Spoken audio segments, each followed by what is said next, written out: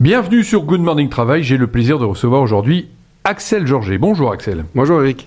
Axel, vous êtes fondateur de la société Joram, une jeune entreprise installée à Alès, au cœur du Gard, qui s'est donné pour mission de réinventer l'espace professionnel. Fort de votre expérience dans le secteur du mobilier de bureau, vous avez choisi de franchir le pas de l'entrepreneuriat, mu par le désir d'offrir aux entreprises un accompagnement sur mesure alliant fonctionnalité, esthétique et confort. À travers Joram, votre entreprise, vous proposez une vision globale de l'aménagement tertiaire où chaque détail, du choix du mobilier à la configuration des espaces, du sol à la lumière, concourt à créer un environnement propice à l'épanouissement et à la performance. Vous incarnez cette génération d'entrepreneurs pour qui l'espace de travail n'est pas un simple décor, mais un levier essentiel de la dynamique collective et individuelle. Sans showroom, mais avec une proximité affirmée, vous privilégiez la souplesse, l'écoute et l'exigence, orchestrant chaque projet comme une partition unique au service de vos clients et de leurs ambitions. Axel, votre parcours vous a amené à quitter un poste stable pour créer votre propre entreprise. Quelles ont été les principales difficultés rencontrées lors de cette transition et comment les avez-vous surmontées ? Tout d'abord, la principale difficulté, ça a été tout ce qui est l'administratif. Moi, aujourd'hui, c'est pas quelque chose que j'avais l'habitude de gérer, que ce soit à titre personnel ou professionnel. Surtout qu'à titre personnel, maintenant, tout est numérique, donc c'est beaucoup plus simple. Là, c'est vraiment de la création de la société, mais aujourd'hui, grâce à certaines entreprises qui nous aident vraiment du début, un accompagnement de A à Z, j'ai pu trouver une solution. Et puis après, ça a été de devoir tout mettre en œuvre, c'est-à-dire qu'il faut être multicasquette. Donc ça, c'est la seconde difficulté où vraiment, là, on va commencer à s'intéresser à tout ce qui va être design pour faire des cartes de visite sur le site internet, développement du site web. Tout ça, c'est quelque chose que je n'avais pas l'habitude de faire, que j'ai pu apprendre à avoir un minimum de base le long de mes études, mais sans vraiment le développer après à titre professionnel. Donc j'étais quand même très limité à ce niveau, mais j'ai pu surpasser tout ça, parce qu'aujourd'hui, grâce, comme je le disais tout à l'heure, à certaines applications et certaines entreprises, on a des accompagnements de A à Z qui nous facilitent la tâche. Et c'est quoi le déclic qui vous a fait passer le cap du salarié à l'entrepreneuriat ? Tout simplement, j'ai eu toujours envie de pouvoir me lancer tout seul, de devenir entrepreneur. Et aujourd'hui, à l'époque, j'avais pas la possibilité au sein de ma société de m'épanouir pleinement. Puis par le poste qui m'avait été proposé, j'avais l'impression d'avoir fait le tour du pot. Je sais que je pouvais pas évoluer. Et donc, je me suis laissé l'opportunité d'évoluer moi-même en créant ma société, tout simplement. Donc, créer votre propre histoire vous permettre de vous émanciper. Votre entourage, il vous dit quoi à ce moment-là ? Ils m'encouragent énormément parce que mes parents savent déjà depuis le début que j'ai un peu cette fibre de l'aventure. De par mes expériences personnelles, je suis quelqu'un qui est parti à l'étranger, mes parents m'ont toujours soutenu. J'ai toujours appris à me débrouiller malgré les difficultés. C'est jamais simple, on parle toujours des bonnes choses, mais il y a toujours des difficultés. Mais ils m'ont fortement encouragé, ils m'ont soutenu. Aujourd'hui encore, ils me soutiennent dès qu'ils peuvent me faire un peu de la pub ou autre. C'est mignon parce que parfois, c'est pas souvent des clients avec qui je peux faire affaire, mais je vois qu'ils se donnent du cœur et ça me touche beaucoup. Mais ils m'encouragent énormément. Et alors, vous disiez la difficulté, c'était le côté multicasquette. C'est quoi ? Faire du commerce, du marketing, de l'informatique Exactement, c'est ça. Alors déjà, moi, la plus grosse multicasquette que je dois porter, c'est celle de l'administratif et de la comptable. Celle qui me plaît le moins à titre perso. Mais après, oui, ça va être celui du commercial. Celui aussi, on va dire, de l'installateur ou du suivi de chantier, parce que quand moi j'ai des installateurs ou des gens qui vont faire des prestations de services, forcément, je suis obligé d'être sur place pour suivre, alors pas toute la journée, mais de temps en temps me montrer pour pouvoir quand même contrôler que tout se passe bien. Après, ça va être le marketing sur tout ce qui est le site internet, le community manager pour gérer aussi tout ce qui va être des posts LinkedIn ou autres réseaux sociaux. Et puis, je pense qu'on a fait déjà un bon petit tour. Qu'est-ce qui vous prend le plus de temps aujourd'hui ? Aujourd'hui, vu que c'est le développement, ça va être de la prospection. Donc, c'est pas quelque chose qui me dérange parce que j'apprends beaucoup sur moi-même et sur d'autres personnes. J'aime le contact humain. Donc, même parfois, quand c'est des clients avec qui ça se fait pas, mais on sympathise et je sympathise avec eux et c'est ce qui me plaît. Même parfois, j'ai découvert dernièrement que quand on prend une porte, au final, c'est bon signe parce que j'y suis retourné dernièrement et le monsieur m'a remis une porte, mais il s'est souvenu de moi. Il m'a dit, je me rappelle de vous via certains échanges, un dialogue qu'on avait eu. Donc, je me suis dit, au final, même le fait que je me remette en question en prenant des noms, là, je me suis dit, finalement, il m'a dit non, mais il s'est quand même souvenu de moi. Donc, c'est que j'ai quelque part marqué les esprits. Et c'est ce que je cherche. Et puis, on a quand même le fait qu'ils me disent non, il se peut qu'il n'ait pas de besoin. Mais en fait, en soi, c'est OK, il y a pas de mal, je rebondis bien et puis je sympathise avec eux et puis voilà. Donc aujourd'hui, c'est la prospection qui me prend énormément de temps. Et petit aparté, la prospection, 5 portes, au bout de la 5e, les portes s'ouvrent, hein, je vous le dis ça, c'est la règle commerciale. Il faut continuer. Alors justement, comment vous faites pour prospecter ? Vous faites du porte-à-porte, vous faites des réseaux, comment ça se passe ? Je fais un petit peu de tout. Donc on va dire principalement aujourd'hui du porte-à-porte. Ensuite, je vais faire de la prospection téléphonique. J'ai un abonnement où quotidiennement, je reçois ce qu'on appelle des leads pour me dire telle société envisage un agrandissement ou un recrutement de tant de personnes. Et dans ces cas-là, j'appelle, parce que parfois, c'est pas toujours à proximité de mon domicile. Donc, dans ce cas-là, j'appelle pour éviter les frais et pour être sûr de pouvoir m'adresser aux bonnes personnes.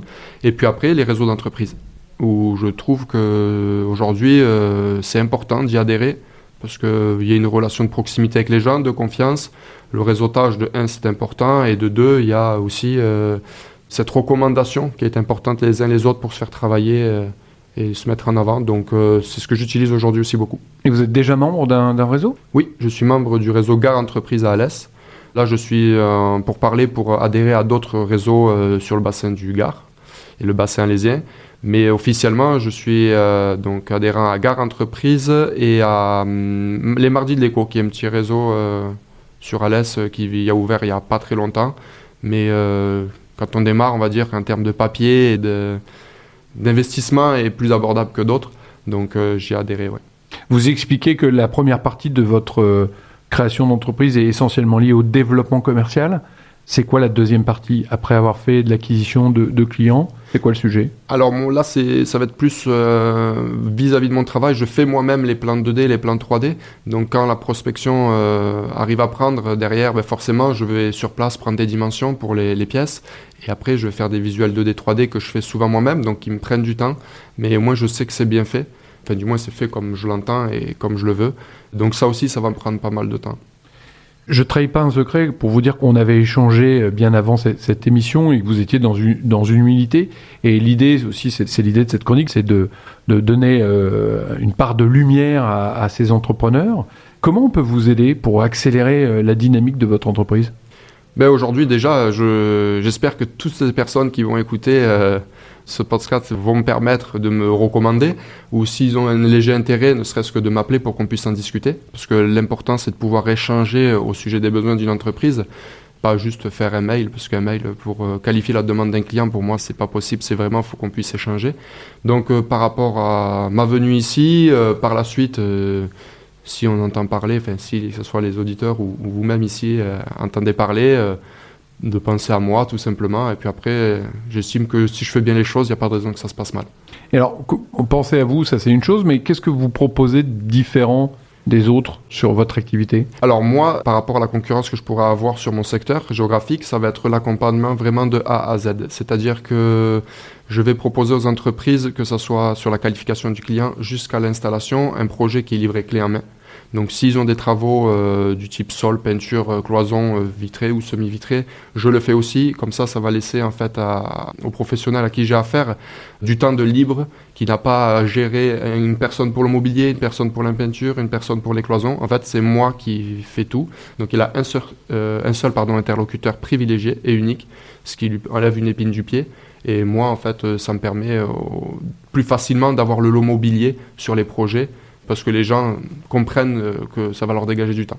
Il y a un sujet concernant l'ergonomie. Vous pouvez nous éclairer là-dessus ? Ah oui, l'ergonomie, oui, très important de nos jours. Je pense qu'on n'en parle pas assez, mais heureusement de plus en plus. Beaucoup d'entreprises ont tendance à le négliger, mais on a affaire à des gens qui développent ce qu'on appelle des TMS, des troubles musculo-squelettiques, dus à leur positionnement au travail. Donc aujourd'hui, on essaye de pallier à ces soucis via différents types d'assises ou différents types de mobilier, par exemple des bureaux électriques qui vont monter et descendre, qui vont pouvoir permettre aux gens de se lever et un peu en piétinant, de se décontracter. Et donc oui, c'est très important d'y penser, que ce soit pour le bien-être de ses employés, mais aussi pour eux, s'ils se sentent bien, ils sont plus productifs. Donc pour la société, derrière, c'est un avantage. Axel, je vais vous demander un petit exercice. On va se projeter, on est en 2031. Comment est votre entreprise dans 5 ans ? Dans 5 ans, en tout cas, moi, comment je la vois, j'espère avoir quelques employés pour m'épauler sur certains domaines. des gens qui soient compétents sur des casquettes qu'aujourd'hui je peux porter pour avoir des bases, mais des gens qui vont vraiment m'aider à développer sur ces casquettes que je porte aujourd'hui. Et puis ensuite, un showroom avec ma devanture sur le bassin alésien, que je choisisse une référence. En fait, quand on entend quelqu'un qui a besoin de mobilier, on pense de suite à moi. Et surtout, que j'entende beaucoup d'avis positifs, parce que je me donne du cœur aujourd'hui à ce que mes clients soient contents. Je leur offre un service premium aujourd'hui, donc c'est justement pour avoir ce résultat que j'attends et avoir des avis favorables. Il y a un site internet de votre entreprise ? Oui, il y a un site internet, il est actuellement en cours de redéveloppement, parce qu'aujourd'hui j'ai travaillé beaucoup sur la trésor. Maintenant que j'ai travaillé un petit peu sur la trésor, j'ai pu développer, alors je le fais sous-traité bien sûr, c'est pas en interne, par des professionnels, parce que faire un site internet, aujourd'hui on a des facilités pour faire quelque chose de basique, mais derrière quand on va appuyer un peu plus, c'est important de faire appel à des professionnels, c'est pour ça qu'ils sont là, hein. Donc que ce soit pour le référencement web, donc là c'est en cours, on est sur la finalité pour être mieux référencé et améliorer toutes les petites choses que j'ai pu faire qui n'allaient pas. C'est quoi, c'est joram.fr ? C'est ça, c'est www.joram.fr. Alors Joram, c'est JORAAM.fr.